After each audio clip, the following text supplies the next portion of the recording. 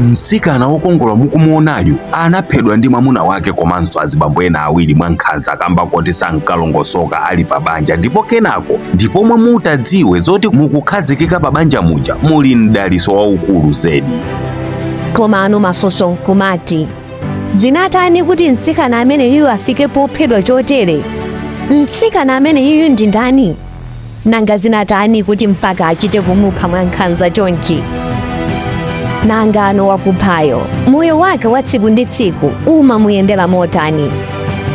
Ndine Dini Studios, khalani pompo pomwe nkhani ikupitirira osayiwala. Tipaseni ife malonda anu aja tikusasileni, tiwauza amalawi mukugulisazo, tilankhuleni kuti mumve zambiri.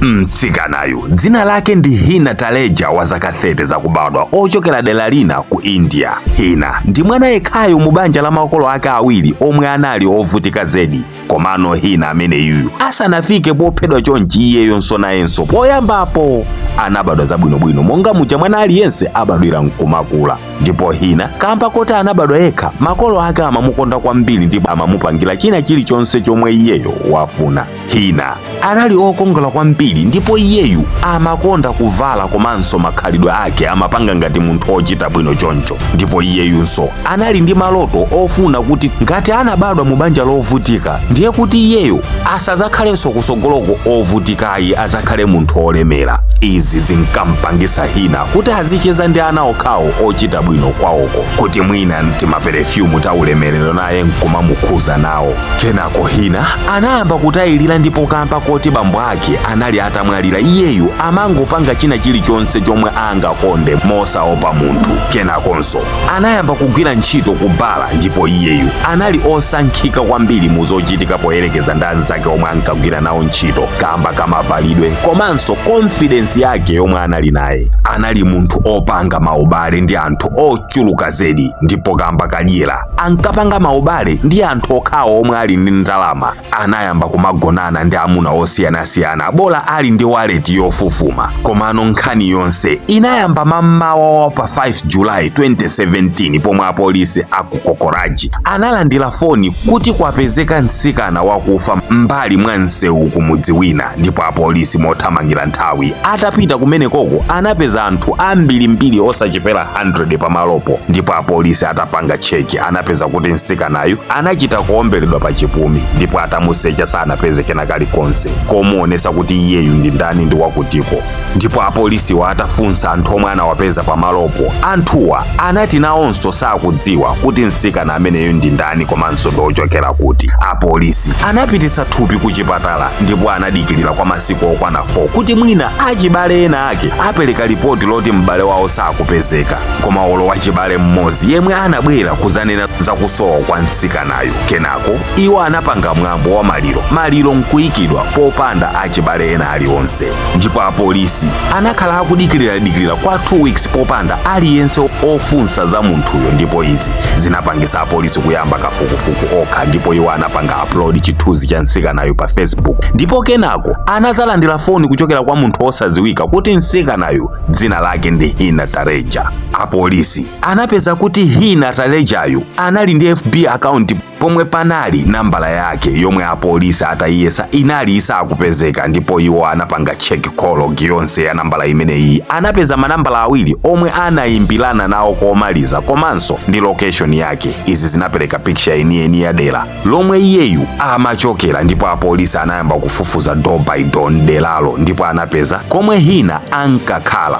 Koma anapeza kuti alandroad akumenekoko anawauza kuti anthu awawa anasamuka kumaloko pakanthawi ndithu. Ndipo information yomwe anapeza kumeneko kwa apolisi ndiyo kuti alandroad ananena kuti komano mwina Hina ameneyu nthawi ina ake ankagwira ntchito kubala, mwina kumenekoko ndikomwe mungapeze ma information ena ndi ena kuphatikizapo komwe mayi yake anasamukira. Apolisi anapita kubala kuja, ndipo atafika kubala kuja eni ba ananena kuti Hina anazaloweza moyo wake osalongosoka. Ndipo iwo anakambanso kuti tsiku lina mpaka iyeyu anazalezera mnyamata wina nkuchita kumutenga kumpitisa kwawo.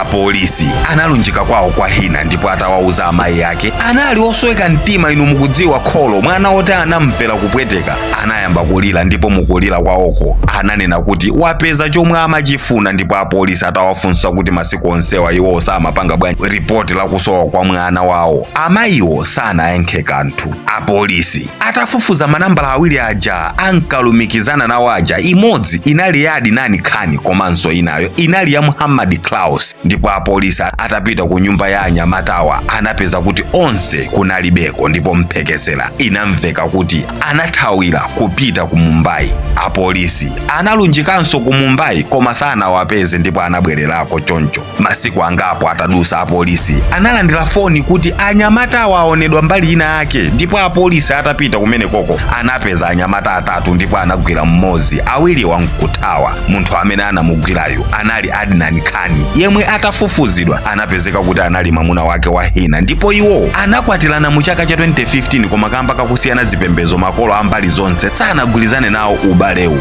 Hina anali Muhindu pomwe Adnan Khan anali Msilamu. As the history continues, those who are in South Africa, in areas like Port Elizabeth and other surrounding areas, maybe you are suffering from many diseases such as high blood pressure, diabetes, infertility, asthma, and many other diseases. Know that around there is Dr. Shakil, who can treat diseases I have mentioned and many other diseases that I have not mentioned. He does it so easily and quickly and so honestly. He travels to different areas if you want him to be there at your door. So, where can I find this Dr. Shakil? Do not hesitate. Contact him on 069-509-4484 or 083-472-0143 for more information on how he does it. Let me learn back to my story.